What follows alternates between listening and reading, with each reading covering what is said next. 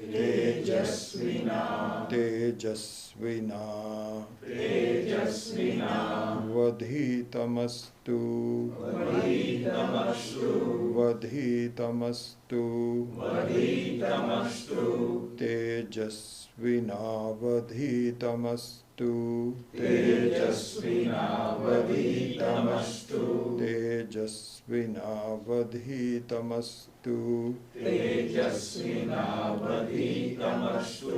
Ma vidvishavahai. Ma vidvishavahai. Ma vidvishavahai. Ma vidvishavahai. Om Shanti Shanti Shanti. Om Shanti Shanti Shanti. So the whole thing, all just once. Om Sahana Bhavatu Sahanau Bhunaktu Sahaviryam Karavavahai Tejasvinavaditamastu ma vidvishavahai. Om Shanti Shanti Shanti. So this is an important verse which is done in to be anytime you are studying, especially with a teacher. This verse is an important one because it has a dual form. So it means saha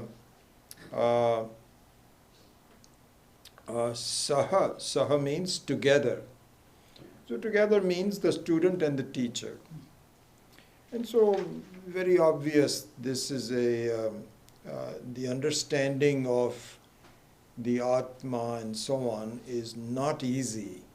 There has to be some subtlety in the teaching that has to be appreciated, and that subtlety is to be built by the joint efforts of the teacher and the student. The student also have to have the right attitude, and the teacher has to have the right attitude. So the student's attitude is very obvious, that you cannot come here until you have certain appreciation and certain respect for the teaching.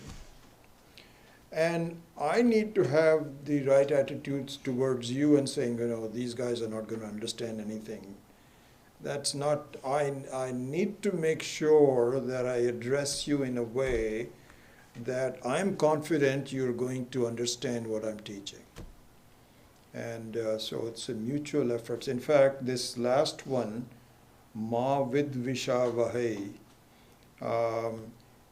it literally means, may the two of us not fight. So where is the chance of fighting anyway? But I think what it means is that may there not be any disagreements. So that's what it really means. Anyway, just very quickly the meaning of it. So Om Sahana, so it becomes Om Sahanau Avatu. So Avatu means, may you protect us. This is a prayer to the Ishvara. May you protect us. And and the next one is Sahanau Bhunaktu. May we prosper. So the way I would look upon this is, if you're playing a game of soccer, Sahanau Avatu means this is playing defense. May no one scores a goal against me. But if no one scores a goal against me, then you may not really do very much. You need to score a goal yourself. So the second one is Sahanau Bhunaktu. So protect means that may my concentration and my focus be protected. The other things, please just don't disturb me. And now, with that focus, may I understand what I need to understand. So that's the meaning of it.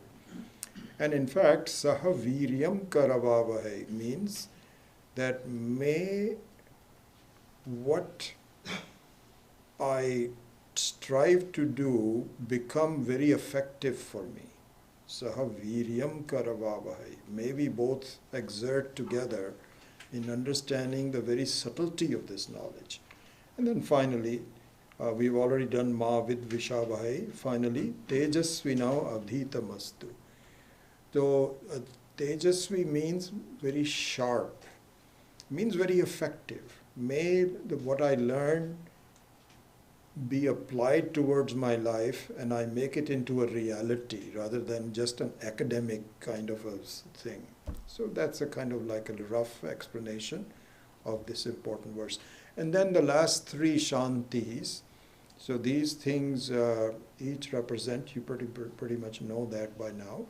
But the first shanti, second shanti, and the third shanti is a prayer against three types of problems that I face or I could face every day. So one type of problems are from other people around me and other things around me.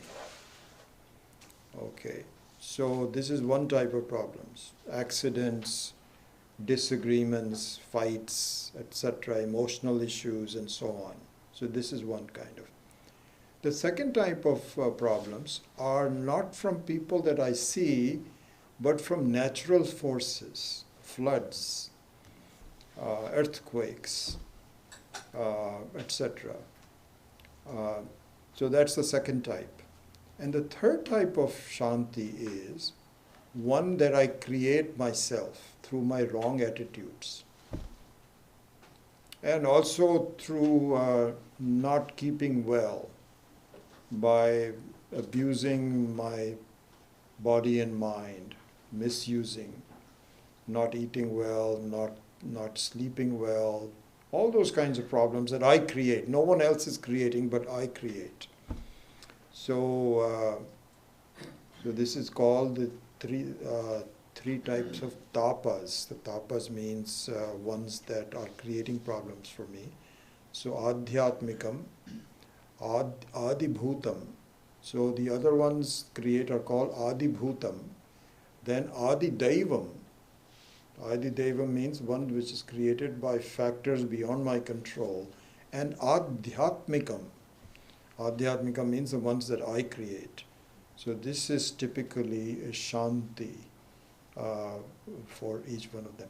So one interesting thing here, the question is, the utility of any prayer, is that really necessary? Or is that just a make-believe or what? So it is said in our Shastras that the so-called Newtonian life, Newtonian laws are good. The Newtonian laws are that every action has a reaction. You cannot do an action without some results. Not possible. Prayer is an action. So it is an attempt on my part to ask for help. Now, whether or not help will come depends very much on my ability to deserve the results. But every little bit helps. Every little bit helps. When I do meditation in the morning, I do about a 5-minute prayer. And what I find is that in the beginning, when I'm sitting down, my mind is still full of other different things, maybe some news or whatever it is. But in those 5 minutes of doing the prayers, my mind gets focused into what I really want to meditate on. So it's very effective. If I don't do a prayer, I miss it. So anyway, the effectiveness of the prayer is also the fact that it's an action which it is properly done definitely has some effect on you. no doubt about it. And it is given back to you in the form of a result. So anyway, so that's the opening prayer. Then I think from next week on, we will start to introduce the Gita Dhyanam, Parthaya Pratibodhitam. So we will do that next time. So what I would recommend is that please print that prayer from the website which I had given you. So please bring that in front of you. And so we will start to chant that. So we will do that perhaps for maybe about 3 classes. Then after that, when we begin the study of the 7th chapter of the Gita, then we will chant the 5 or 6 verses of the Gita before we start studying it. So as I had mentioned in my introduction, each class of 90 minutes will be consisting of 10 minutes of chanting, 1 hour of discourse, and 20 minutes of question answers. So we will follow that pretty much. Okay.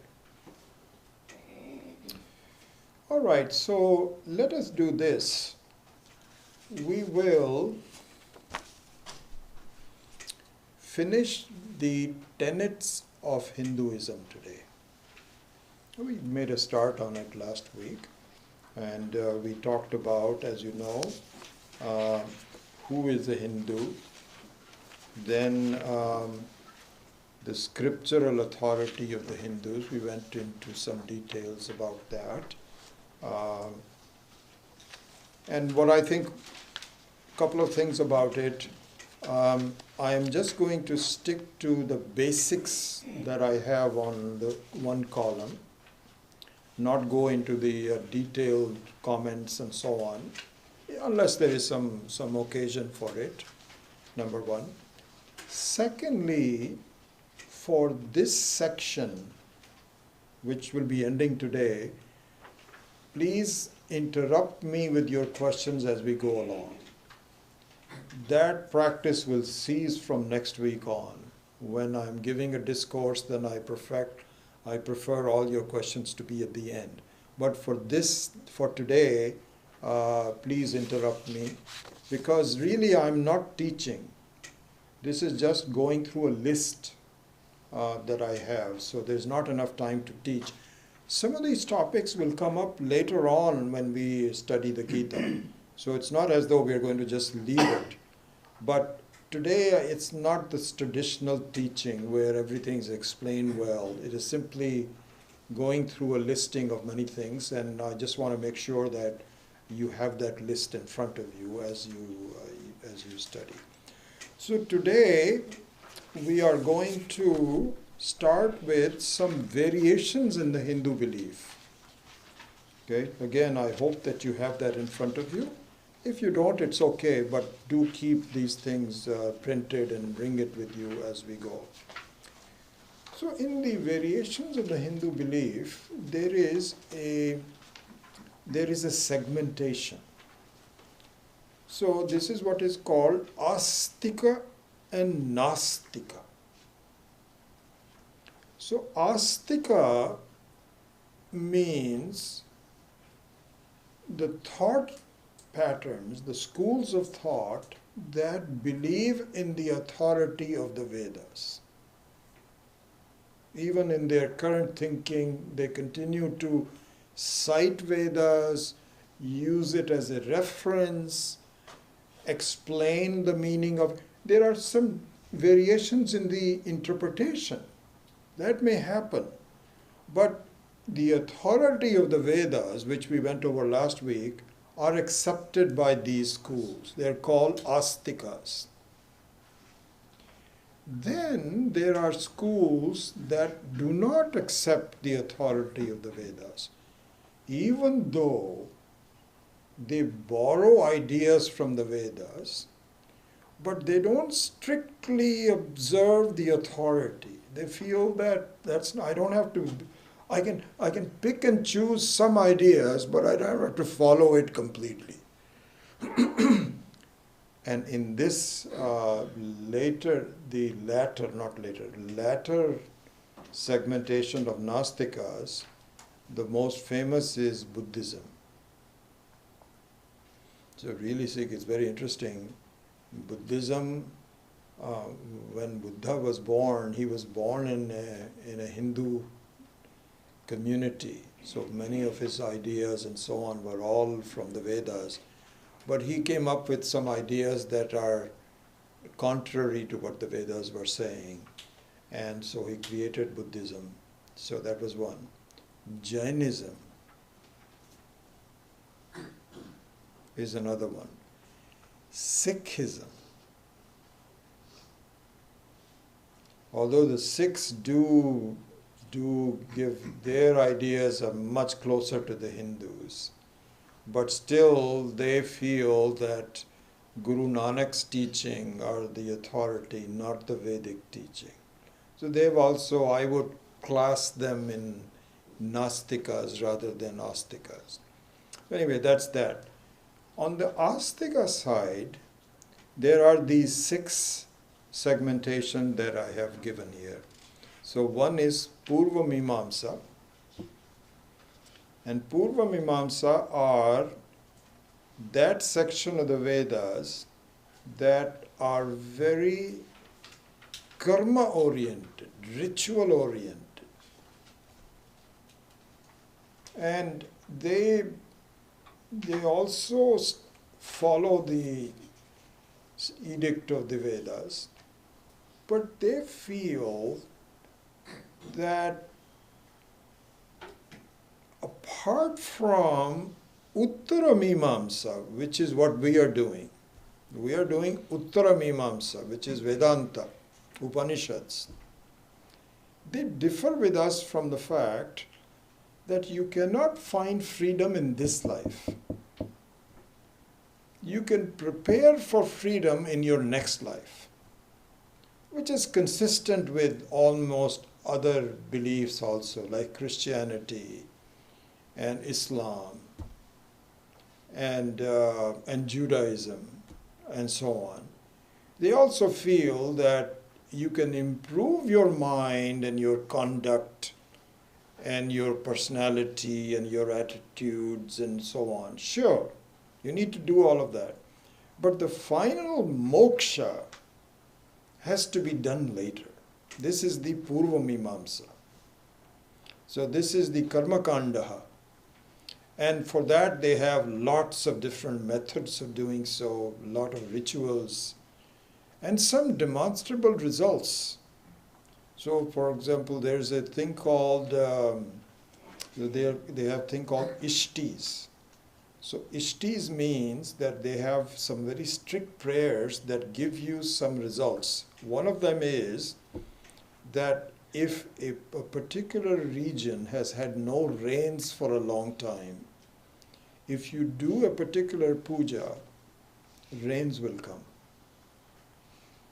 And Swami Dayananji, my guru, he says, I have seen that in my own life, where there was a huge puja done for the rains, and he says that by the end of it, clouds started coming and it started raining. So there is some demonstrable results from the Purva Mimamsa also. But generally speaking, complete freedom eludes the student until next life, not in this life. So this is Purva Mimamsa. Then of course the Upanishad, the Uttara Mimamsa. So Purva means the prior section of Vedas, and Uttara means the latter sections of the Vedas. So Vedanta also means Vedasya Antaha, which means the very end of the Veda, means the very essence of the Vedas. So this we will study in much more detail when we start to summarize the Bhagavad Gita. In the Bhagavad Gita and also the Uttara Mimamsa, the Vedanta, we don't disprove what Purva Mimamsa people are saying. but we say it is incomplete. You have not followed it through the end. And if you follow it through the end, you will discover, as we will see later in more detail, freedom can in fact be achieved while alive. And in fact, it has to be achieved when you are alive. It doesn't have to be done in the next life. This is a misrepresentation or misunderstanding, not misrepresentation, but misunderstanding of the truth of it. You didn't go far enough. You just stopped in the middle and he says, this is it. That's not true. So we believe in that. Then, 4 others are Sankhya. And out of these, 6 of them, Sankhyas are the only ones that do not believe in God. Amazingly enough. They believe in the Vedas. And the Vedas talk about God. The Vedas are in fact the very expression of God, but Sankhya completely misinterprets it. So they have a thing called pradhana, which is a natural phenomena, has nothing to do with a live God. It is just nature. And we say, how could you come up to that? But they have a certain belief and they believe in it. And they are very sharp. Everybody is a very sharp thinker. It's not as though some people are stupid or anything like that. But just some slight mistakes here and there, and they go in a completely different direction. Anyway, so that is Sankhya. We won't study much about that. Yoga borrows a lot of ideas from Sankhya, but they also believe in God. So, in fact, sometimes yoga are called Seshwara Sankhya. Sa Ishvara means with the Ishvara. And Sankhya are called Nirishwara Sankhya.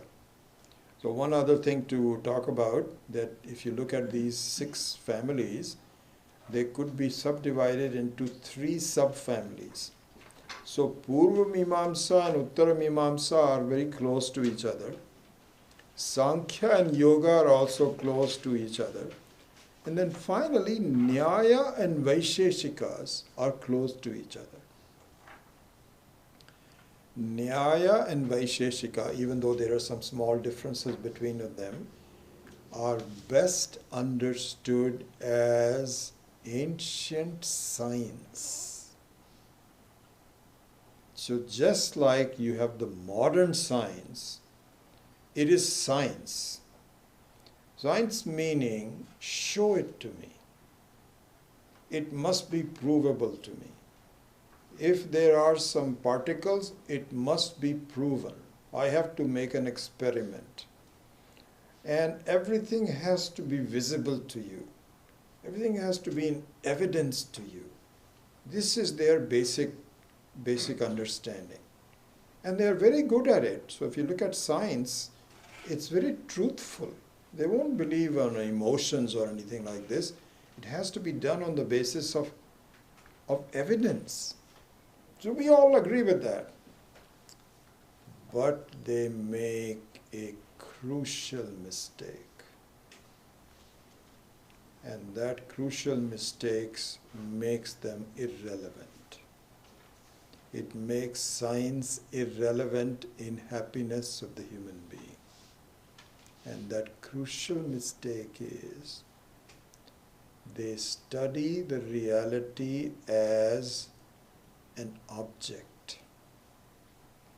They do not study reality as the observer. They limit themselves to observed, not the observer. And again we feel that this is incomplete. You have to, even though the modern science is beginning to understand that in fact is a mistake, and that the observer also influences the observed, but their understanding of this relationship between observer and observed is rather rudimentary. They have not studied it very much, and we don't feel that they are experts in that. And so they're not close to the truth of it. And so the science keeps on searching for the origin of the universe, the nature of the universe, the nature of both. It's interesting, the science has two prongs to it. One is macrocosmic analysis, and the other one is microcosmic analysis. And their feeling is that the two are related, in the sense that you need to keep on subdividing particles until you find out where is the smallest particle. And perhaps with the study of the smallest particle, you can begin to see the elements of the whole universe. So the science is very much involved with that. They are breaking, the billions of dollars are spent in breaking down particles in the hope that they can discover some particles of life. So even today, science is puzzled about consciousness, which is the very nature of the observer. And if they do study the observer, they again study from the standpoint of what does it consist of? When was it born? And as we will see later on, if we tell the observer doesn't consist of anything, in fact, the observer is never born. They'll say, oh, wait a second, how can you say things like that? So there is, anyway, as we go into the more depth of this, we will see. But I just wanted to give you a quick idea of the 6 schools of thought that do accept Vedas, but differ in their interpretation, and of course the other ones as well. Okay. Now we come to just my view of what constitutes the basic tenets of Hinduism in 3 ways. One is the Hindu view of God. The second one is the Hindu view of the world. The third one is the Hindu view of the individual. And finally, the relationship of all 3 of them. Again, there's a lot to be talked about, but I just wanted to put it down as the basis which is common to all of the explanations of Hinduism. Okay. So let's start. First of all, the Hindu view of God. So you remember one thing I told you? That there are some important things that I will point out, and you should have a separate space in your notebook, and because our quizzes and questions in the exam will certainly touch on many of those, and so there need to be you don't have to understand it, but at least note it down. This is one of them. What? Hindus do not believe in one God or multiple gods, as we are accused of. We think that everything is God. There is only God. So when you say there is only God, you say, what? What do you mean by everything is, there's only God? No, but are you one or many? If everything is God, you don't have an occasion to count. You cannot say it's one. Because when you say there is one God, just think about it. When you say there is one God, So you have a sense of plurality, counting. There is no such thing as that. Everything that we see constitutes the God.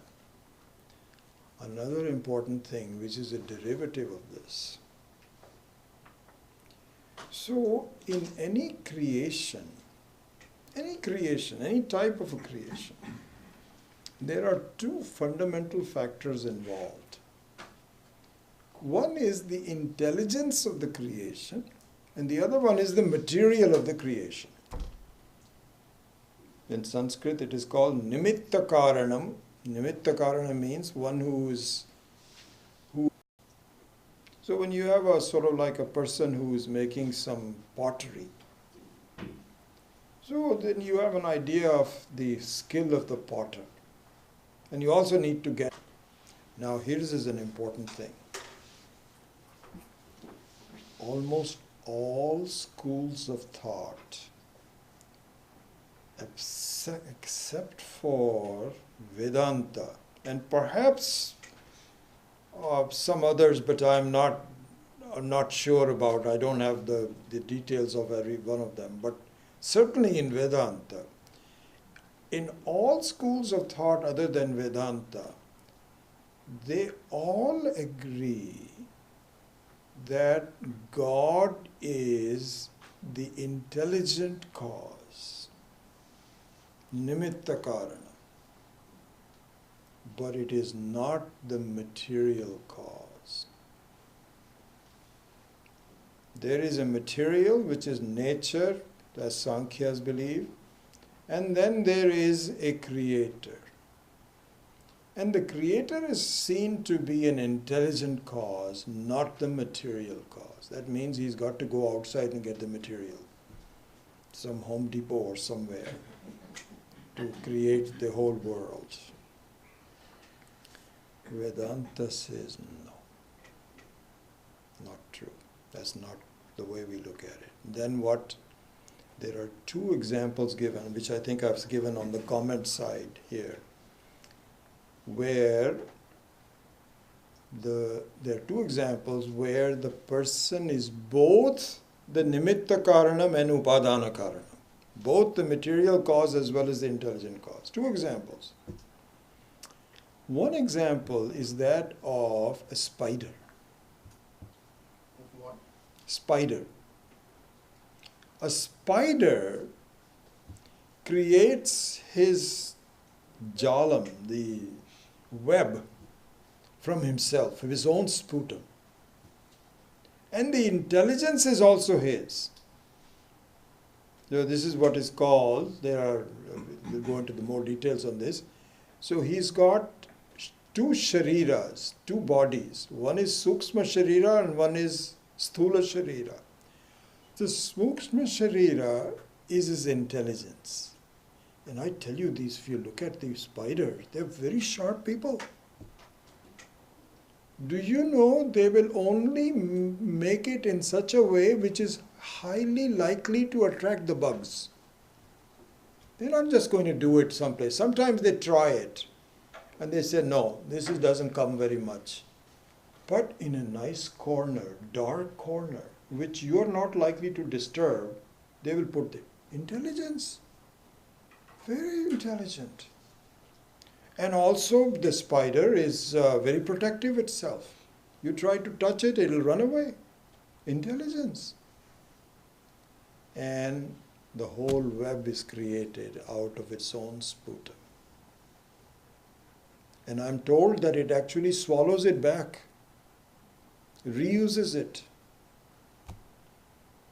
Anyway, so this is one example given where it doesn't need anything outside of itself for his sthula sharira. This is one example. The second example, which is much more important, and we will study this in great detail later on, is a human being's dream. The dream of a person is a great example of the creation. There, you are the dreamer. you are the ones from your life's experiences that you convert that into this alternate reality called dream. And you are the very material that creates the scene in front of you. This is an amazing thing. In the morning class, we are studying the Mandukya Upanishad, which actually goes into this in great detail. And it says, isn't this amazing? In the middle of the night with your eyes closed, it's all dark, and you're seeing a blazing sun. And you're seeing so many scenes and lights and so on. Did you import it from someone? Amazing thing. So similarly, in our view, God is the ultimate dreamer. He dreams this creation that you and I are part of. And the material is also within. And it also represents the intelligence of the Ishvara in terms of its laws, biological laws, psychological laws, physical laws, all intelligent. How the gravitational forces, the seasons, it's all intelligence. Not just a bunch of incidentals that all happen to come together. No. Very well designed. And so this is the view of the Hindu view of God. So a couple of questions online. Yeah. Jugalji was asking about why is Hinduism labeled fatalistic? Means one's destiny comes written on one's forehead at the birth. Right. And one lives with their destiny, can't alter, ever alter. Yeah. So that is a question that we will answer a little bit later on. Okay, and in fact, very interestingly enough, one of our acharyas who also studied with Swamiji, his name is Ram Bachchan. He teaches in a college in Minnesota. He's a professor, he's a PhD and so on. He's written a very interesting book which I have not yet uploaded, but it is on the list of things that talks about typical questions about the people ask for fatalism. This is one of those questions. And let me defer that until later. I would rather go through. Question about Sanskrit. Yeah. Sank wants to know, I don't know Sanskrit, though, will you have Sanskrit, in the, I guess the exam, will you have Sanskrit? No, of course not. I will not ask you to do something which is no. So I think what is said is that in Vedanta, one of two things, either because the subtlety of the concepts are lost, except you are in the study of Sanskrit. So fortunately, I know Sanskrit to some degree. I'm not a scholar, but I know it to a certain degree. And for purposes of this class, you don't need to know very much. If you happen to know it, it is so much better. And I urge you all to study the language, but it's not necessary. Okay. One other thing that I mention here is that both the nature of the intelligence and the creation of the intelligence are done in this dual form of masculine and feminine. So here the content is considered to be masculine and the form is considered to be feminine in that sense. So for example, we are going to take this example in great detail. Take gold and its ornaments. So the gold as the content is considered in this analysis to be masculine, and the form of ornamentation is taken to be feminine. So similarly, the creator, the content of the creator is Purusha, masculine, and the creation itself is feminine. So in that sense, it answers the question, is it a he god or a she god? It is both. So this is what is called Ardhanarishwaraha. So there's both are necessary. And that's why they say that all of our gods are happily married. They don't say they are married because marriage doesn't mean happiness, but they are happily married. So both things are necessary. So for example, Vishnu, the preserver, has Lakshmi. Brahma, the creator, has Saraswati. And Shiva, the one whose destruction is necessary for creating new things, has Parvati. So it's a very happy family of together they create this whole thing. So that is just one part of it. And so another thing that we will study, perhaps, in fact, why don't we hold on to this? This is the concept of, this is an important question that all schools of thought struggle with. And that concept is, where does evil come from? What is the place of evil in the creation? Because when you visualize God, you cannot visualize anything other than a complete, kind, and benevolent God. You cannot say, we have a God, and what is your nature? He's a spiteful person. He creates problems for everybody. No one would do that. So everyone thinks of God as the very nature of love and benevolence. Everyone does that, including us.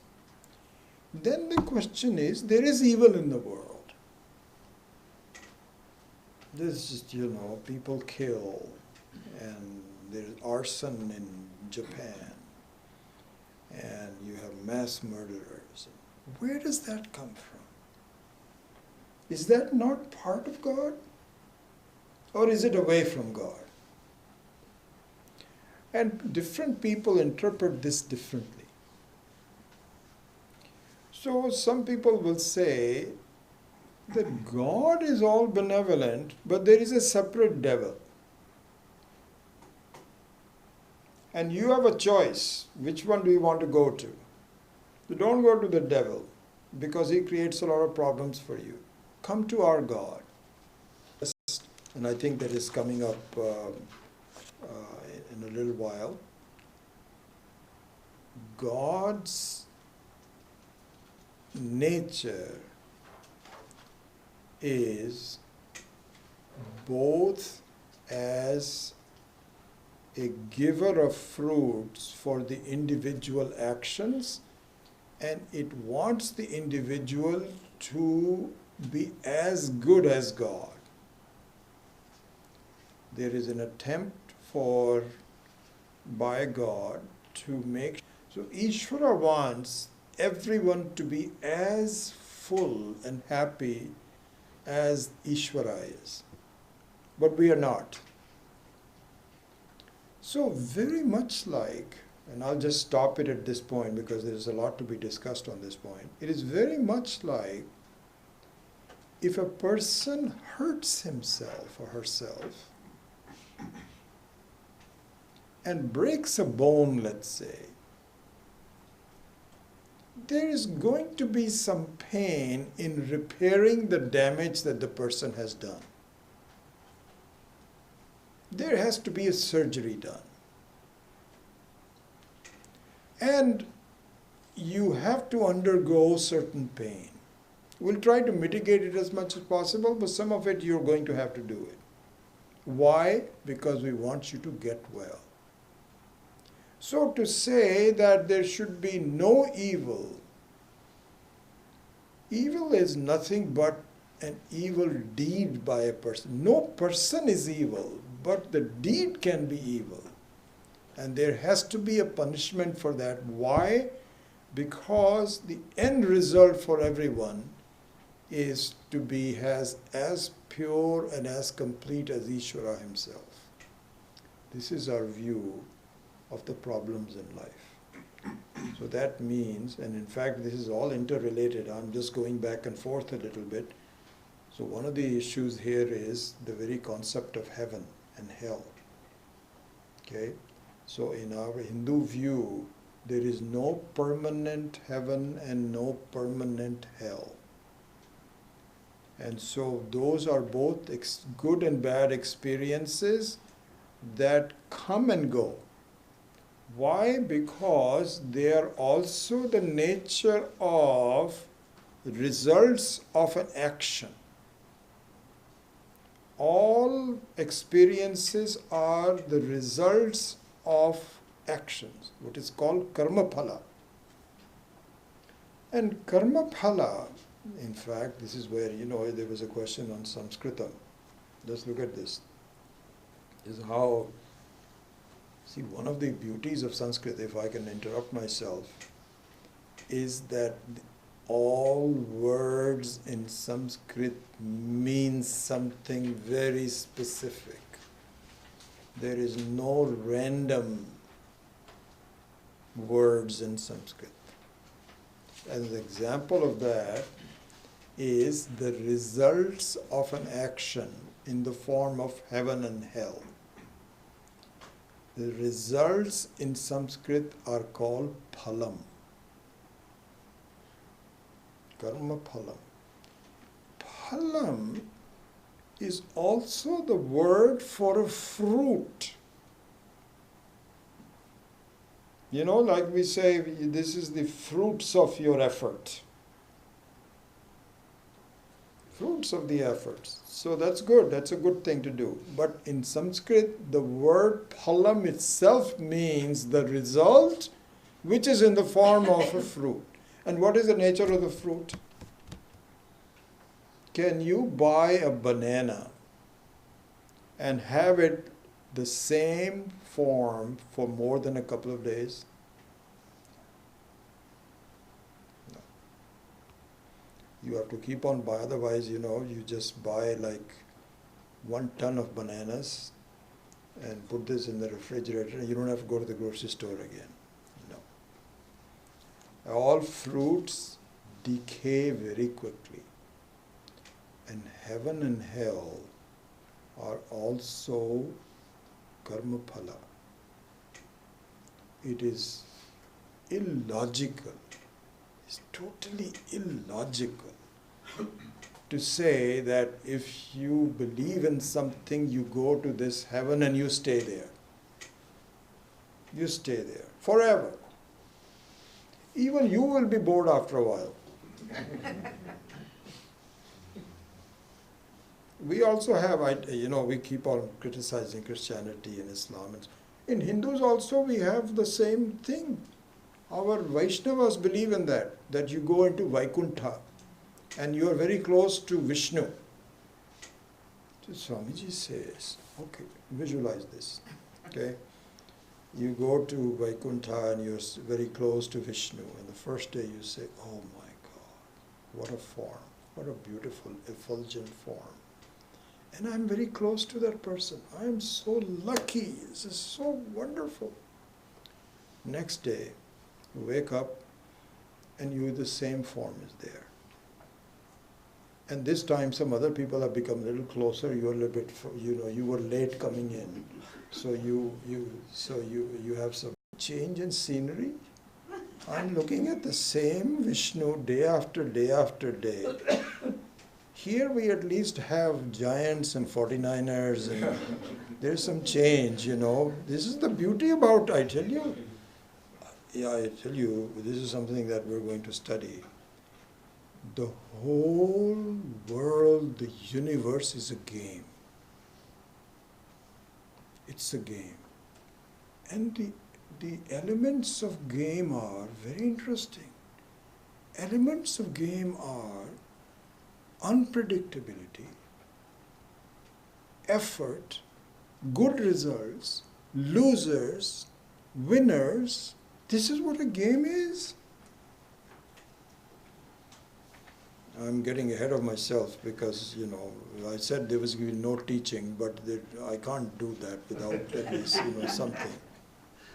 So this is a very interesting discussion. There was, Swamiji was telling us that visualize, he says, just imagine this. He said that there was a guy from a village in India who went to a big city and made a lot of money. He made a ton of money and so on and so forth. And then he bought a soccer team and became a, you know, just like here also, when you want to become very rich, then the first thing you do is you buy a sports team. We did that. It was very fun. He had an uncle living in the village. And he says, "Uncle, come over and watch this soccer game. And I bought this and you're my guest." So this fellow also, they played soccer and there was so much going on. And goals, this, that, or the other, referees and this, you know, people were. And at the end of that, you know, one team won 2-1. So he's sitting there quietly, not saying anything. So he says, "What's wrong?" He says, "Didn't you say you had enough money to buy, you know, both sides are actually yours?" He said, "Yes." Really true. He says, "I don't understand. Why could you not give them 22 soccer balls? Why do they have to fight over a single one?" He says, "This I don't understand." One of the guys got injured. And he had to be, you know, there was blood flowing. He says, "What is the necessity for this?" He said, "Please go back to the village." This is exactly what happens. We keep on saying, the Hindus are asked, "Hey, if God is so benevolent, why are there so many problems?" This is a huge, sophisticated game. Huge, very sophisticated. And really speaking, exactly the same thing applies. Anyway, I have a couple of other examples, but I need to go on to this. Anyway, so that's the Hindu view of God. Where are we? 11 o'clock. Okay, so I have half more hour. I better rush. All right, so I'm going to go to the Hindu view of the world.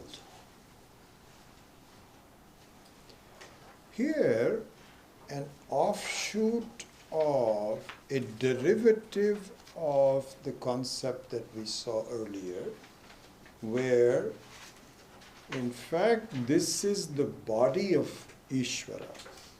Not just, it's not, we don't think of Ishvara sitting in somewhere in a corner and this belongs to someone else. No.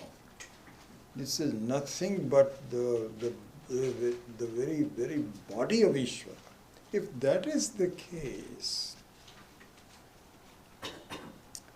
can we not be equally present in the very presence of Ishvara all over? Can there can there be a distinction between spiritual and secular, between good and bad, between inert and moving, there isn't. And this is why, if you ever go to India,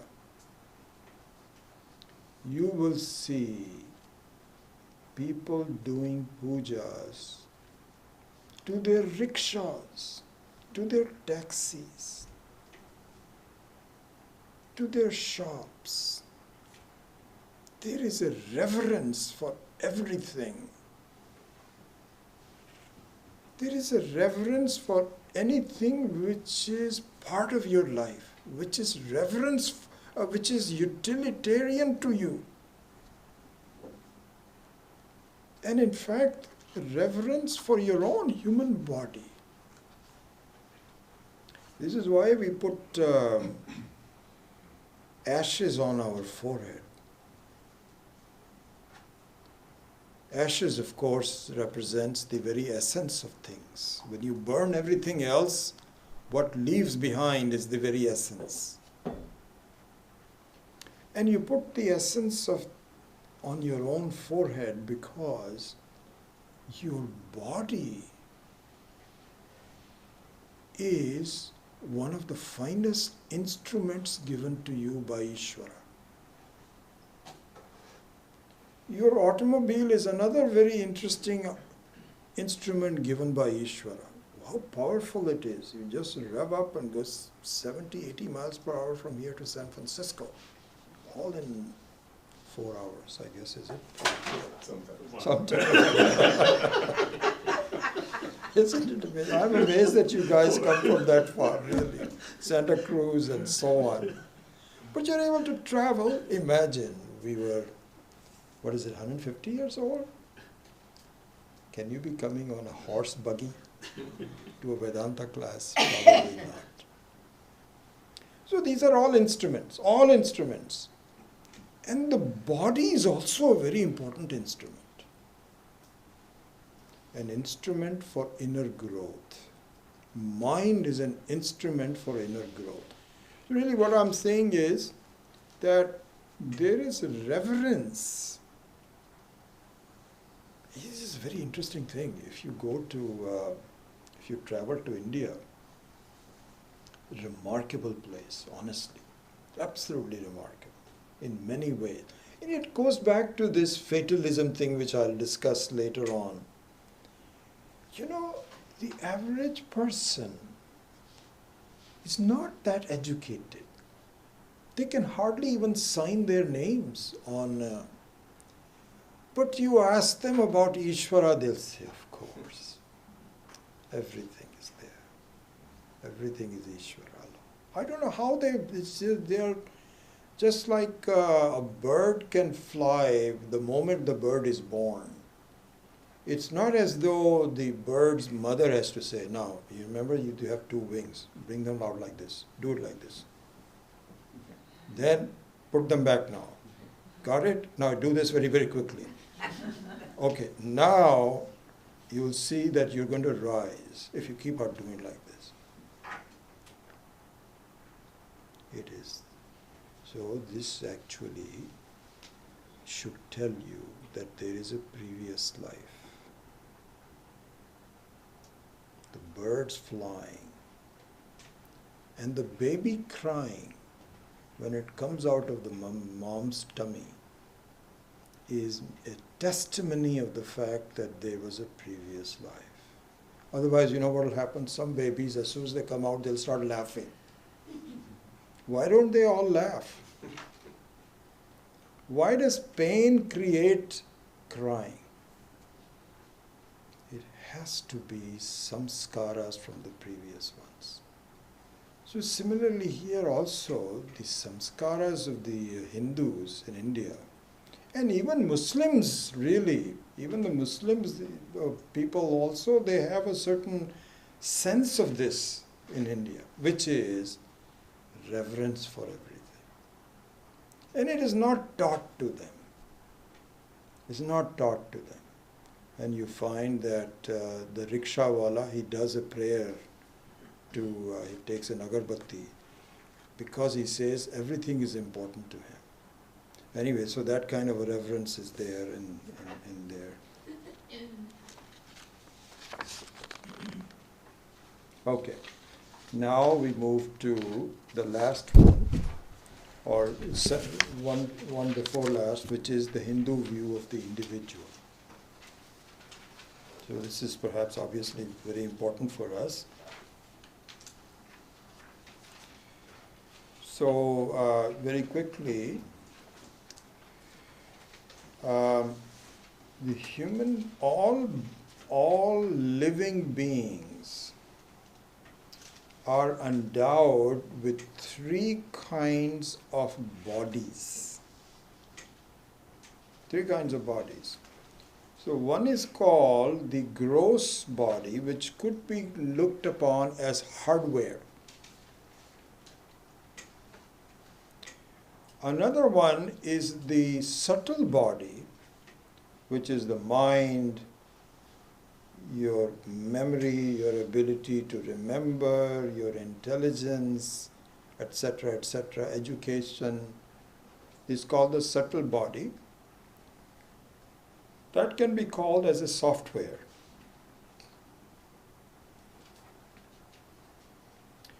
So, interestingly enough, like for example, software can go into different hardware.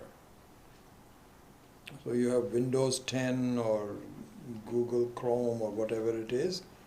Then if your laptop conks out, then if you have the software in possession, or you can get it again or through membership, the same software can go into a different body. So these are the two bodies. And the Karana Sharira, which is the third one, which is the causal body, I'll study that separately. So look at the first two. So what happens is that a human, any being for that matter, not just human being, but we're talking about human being is a combination of software and hardware. Your physical body is the hardware, and your subtle body is the software. The implication is that the hardware will wear out, and it does. Sometimes meets an accident.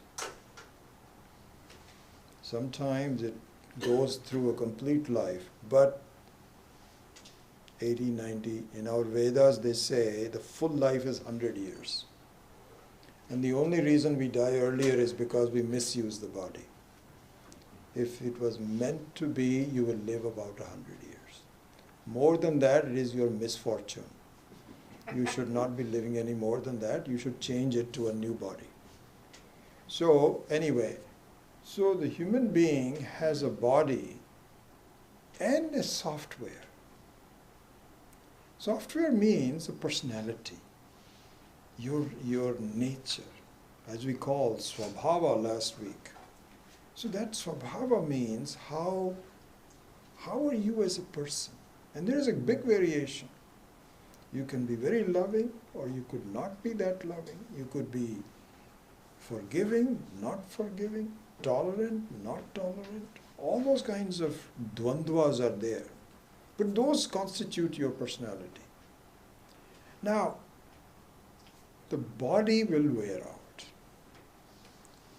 What happens is the same software is now transferred to another body.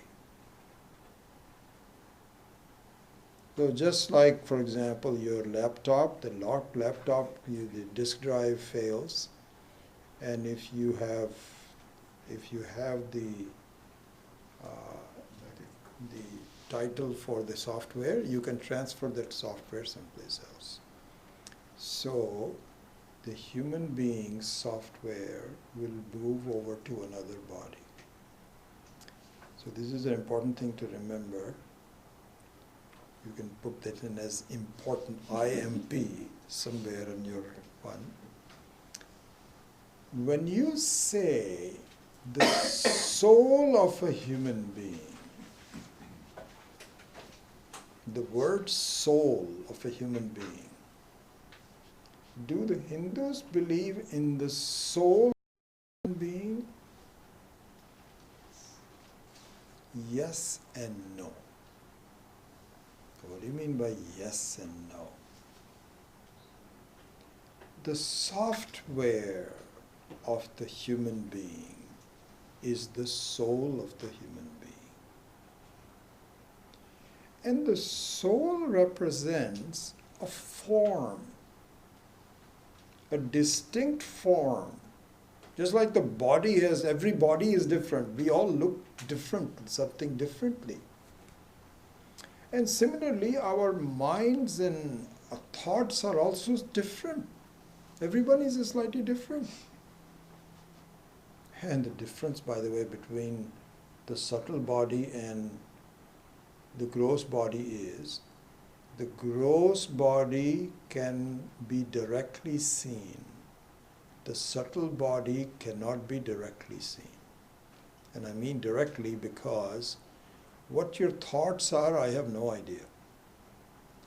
But sometimes those thoughts can be expressed in a form that can be seen. Like, for example, an angry person. Just the fact that you are shaking, I can tell you are angry. Your thoughts are angry. Or if you're thinking very quietly, that means you've got quiet thoughts. Anyways, apart from that, the soul of the person are the thoughts of the person, which transfer from one body to the other. What is the future of the soul? So this is another important thing. This is where the third body comes in, which is called causal body, karana sharira. Okay? The causal body is the body of ignorance. And ignorance of what? Because ignorance also means that it has a object. You cannot say he is very ignorant. Ignorance. Well, with respect to politics, he is very ignorant.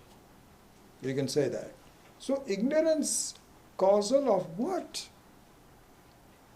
This is the central theme of Vedanta that we're going to focus in on, which means the soul is ignorant of the fact that he or she is not a separate individual. It is in fact nothing but Ishvara itself.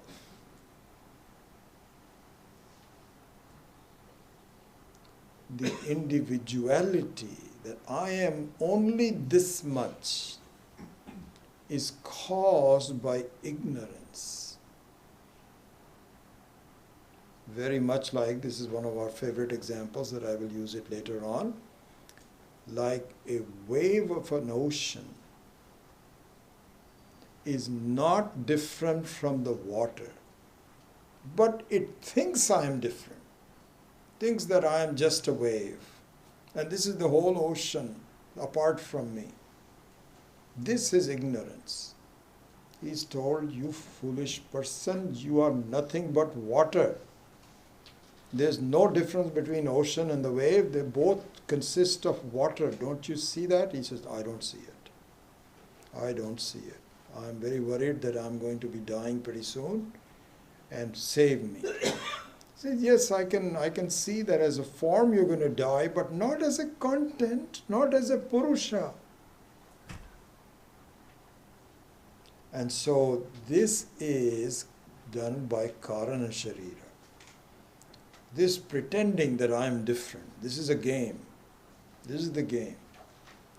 And so now putting it all together, the soul of the human being, even though it transcends a given life and moves on to the next life. So for example, supposing my mother is no more. She is not my mother anymore, but she is somewhere else with the same personality in a new body, as a baby. She is still there. How long will she be there? This is the important question. A person will have a soul. This is where the meaning of the word soul is rather shallow. We think soul means the very essence of the person. It is not. Soul is not the essence of the individual, according to the Hindus. Soul is just software form. Then what is the essence of the person? It is the Atma. It is I, the consciousness, which is the same for everyone, which is the very content of Ishvara. This is what we will study. So therefore, the soul is also temporary. And it will last as long as the understanding of the Karana Sharira is made. The Karana Sharira means the very cause of the wrong separation of the individual and the Ishvara is the causal body. And it manifests itself in the hardware and the software. And so therefore, we keep our identity, which is a false identity, but nevertheless an identity, from life to life to life, until our minds have become so pure that when the instructions are given, don't you see, you are not an individual, you are the total. There is no distinction between you and Ishvara. Don't you see that? Then the mind can grasp it, and he says, oh, this is like telling a wave, don't you see you are the water, indestructible water. Your identity is misplaced. Don't you see that? And he said, oh my God, wow, you're right. You are right. So this is the Hindu view of the individual. I'm just giving you it's not as though I'm finishing up the teaching or anything. I'm just giving you a little sample of it. And then here, the law of karma also is part of the Hindu view of the individual. In fact, probably is the last thing that I will do, and leave some time for some questions and discussions about the fact that if you commit a mistake of breaking your leg, you have to pay for it by getting it operated. You'll be on crutches for a while. Okay? This is the law of karma. We are what we are based on what we were in the past. There's no mistake about it. There's no arbitrary rules or anything. It is all, it is like, it's like saying, everything that you do, okay, it goes through an extremely giant computer which spits out the results after going through all facts that have happened. In fact, that computer is in the clouds. This is cloud computing at its absolute best. It's all stored. And all the karmas have two factors. This is the last thing I'll say, I'm done. The karmas have two factors. One is immediate and the other one is stored. the immediate karma result can be totally different from the stored results. I read this example somewhere which really makes a lot of, made an impression on me. He says, imagine, again going back to the very crowded streets of India, where there is so much traffic and buses and trucks and this, that, or the other. And especially in this small town, it's, there's a traffic and rains and there's mud and it's chaotic. So there was this guy who was standing on the edge of the road, and he saw an old man walking on a stick next to him. And he saw a bus coming, and this person was not moving away from the edge, thinking that perhaps he's either blind or he's deaf or something. So at the very last minute, he pushed him to the ground, and the man fell down and perhaps even broke something. Certainly his glasses broke, he went into the mud, and everybody just pounced on him. How could you do this to this man? Or you need to be jailed for this. When in fact he saved his life. So the immediate result of his action was censured by the people because they could not see what he saw. And he was perhaps even punished. They might have even beaten him up and say, what could you do as an old man? How could you drop him down? When he explained the whole thing, they'll say, oh my God. So imagine, this is what's called Drishtaphala. Visible immediate result is bad. The subtle results, can you believe somebody who has saved someone's life, how much punya he will get, how good results will come to him sometimes later on. So the law of karma is number one, makes sense, explains both good and bad. This is why sometimes, we feel, here's this guy who is totally immoral, a cheat, and, just a bad person. And he's enjoying himself. He's got so much money. And look at me, I have been leading a good life and I'm struggling. You know what it is? He has done a lot of good things in the past. And he's going to eliminate that very quickly with his karmas. But so far, he's enjoying that. So the law of karma is a very important part of the Hindu view of the individual. And anyway, I won't have time to go into the Hindu view of the goal of life. That I think we can perhaps do that. And also, I won't go into the relationship between God, world, and the individual. Kindly read it. Because I'm now determined that I'm done with this. And what I will do is to start the study of the Bhagavad Gita, the first 6 chapters, because now we've already, remember I said 16 classes, so 2 are gone. I may cheat and go to maybe 17, 18, but I don't want to go to 32. And so I think the introduction to this in the form of the basic tenets is now done. What I would say is that kindly, if you have some questions, then use that facility in the web page.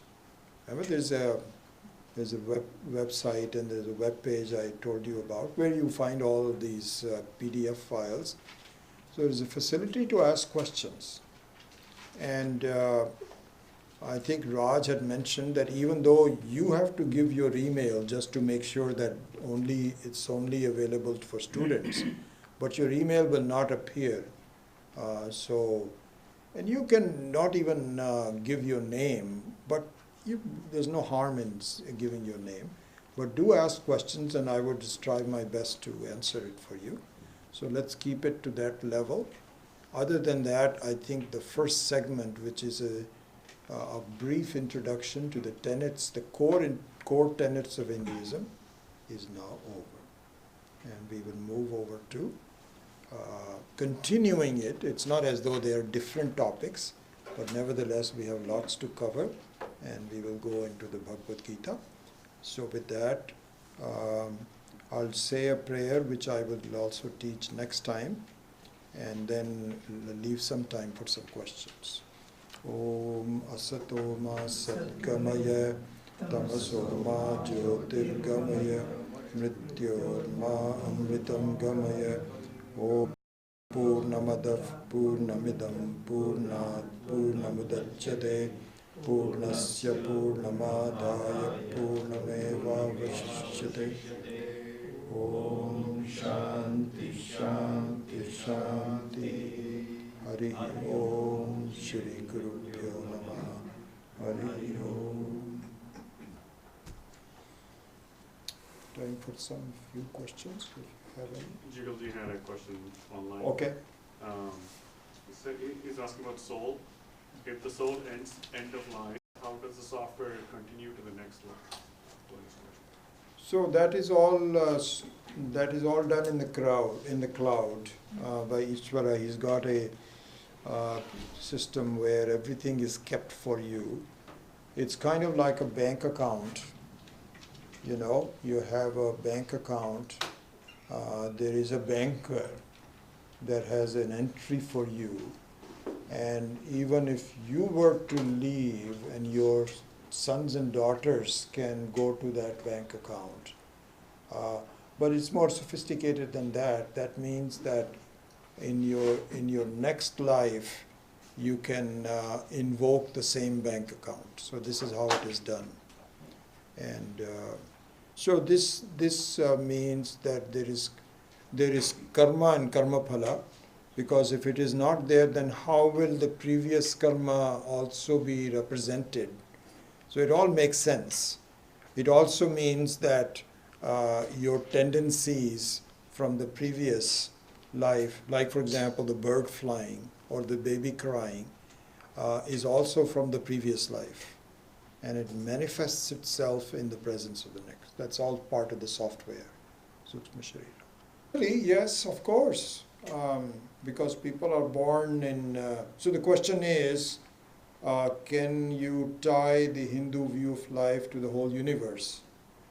So, if you look at the earth as a representation, okay, today is 6-8 billion people. So we are all born somewhere according to our karmas. And if you are born in India, where this Hindu view is well preserved, you're more likely to follow it. But if you're not born here and you're born in America, you can still gain an understanding for it. Eventually, it all means an individual ability to look at the truth through various means. Everyone is free. You can use any school of thought and so on. But hopefully with Ishvara's grace and your own intelligence, you would look for something that really makes sense and follow it. That's all we can say. So yeah, potentially it's available everywhere. But, this is what happens. In fact, the Hinduism was very prevalent in South Asia, all Afghanistan, Lanka, Burma, even, all these places were Hindu people. But then slowly it has whittled down. And in fact, even Buddhism made a big push to get Hinduism out of India, but did not succeed. And so the core of the Hindu is still there. What the future will be, who knows? We don't know. But, yeah.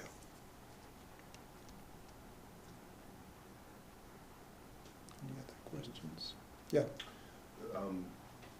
The soul, is it the same as anatma, or that's two different? So anatma is, the question is the soul the same as anatma? So anatma is a general term which represents not I.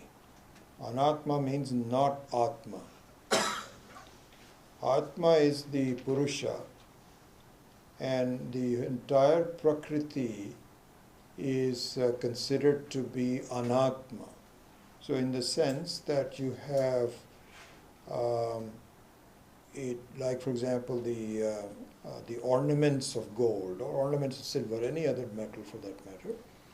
So the ornaments are not gold in the following. It is gold, it consists of gold, but it is not gold. Why? Because the ornaments have a shelf life. They can come and go. Whereas gold is very secure. It can never be destroyed. An ornament can be destroyed, but a gold cannot be destroyed. So in that sense, the soul is an ornament. It's anatma. But so soul here means sukshma sharira, really.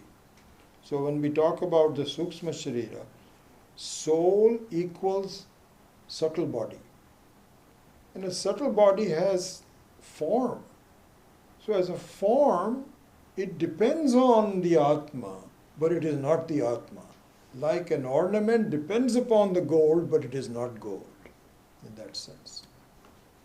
So what happens to Atma if the human race is extinct? Say that one more time. To what happens to? Atma, if the human race is extinct, if we extinct from this planet. So the question is, what happens to Atma if the human race is extinct? So the human race doesn't make any difference to Atma. Atma is there in all forms, whether it is in animals. Atma is there even in a rock. Atma means, but in that sense, the sense of that I-ness. The rock doesn't have a problem. Only human beings have a problem. Probability theory predicts the human race will be extinct. Yeah, in could about be. It doesn't matter. 7 This to will 8 go on and years. on. It will come up some and so on. But the very consciousness itself is not made up of something that can be destroyed. So it is you. And as a human race you may be destroyed, but not as you. You will never be destroyed. Anyway, we'll go into that in more detail. That's a more heavily loaded question. So is there any near-pressed word for in English for Atma? Because soul is not Atma. No. Yeah, there isn't. No, there is no. I think that the only word for of Atma is I. And very interestingly enough, it is the common word for all beings, especially human beings. You know? So when there's a knock on the door and you say, "Who is it?" The answer is, "I." Then you say, "I who?" "I." Turns out to be your wife. So she gets very angry. But the name is I. She doesn't say Suvarna or anything like that. She says I. Okay? So the common thing of everything is I. I told you. I didn't hear. I. This is Atma. So the only word for, English word for Atma really means I. That's what it is. Yeah, the names all come later. But the, it's interesting. If somebody says, who is it? And somebody says, I. Don't use my name. Have your own name. I is my name, I. No, everybody's name is I. Then, so everybody is gold. And then the ornamentation becomes I, so and so. That becomes the, so that's the person and the personality. The Purusha and the Prakriti. As a Purusha, it's all the same. As a Prakriti, it's just slightly different. In another word, astik, does not it mean that believes in God? And nastik doesn't. Very interesting point. You brought a very good point. His point is the word astika and nastika is generally understood to be a believer in God and a non-believer in God. That's not true. The astika means, you can make it anything you want, but technically speaking, astika means believer in Vedas, not in God. Yeah. So is it equivalent to kafir in Islam? I would think so. I know the word kafir. I don't know what kafir represents, the Quran or Allah. This I don't know. Kafir is the word used only in Muslim religions. It doesn't mean anything other than being a non-Muslim. Yeah, that part I don't know. But astika, that's a good question. That's exactly what it means. I also used to think that astika means God, but here it means. And the interesting thing is that, really speaking, as we study, Vedas is the word of the God. So the two are not that different from each other in that sense. But technically speaking, it means the belief in the authority of the Vedas is called astikya. Astikya buddhi and nastikya buddhi. Yeah. All right. Thank you so much. We'll see you next week. Oh.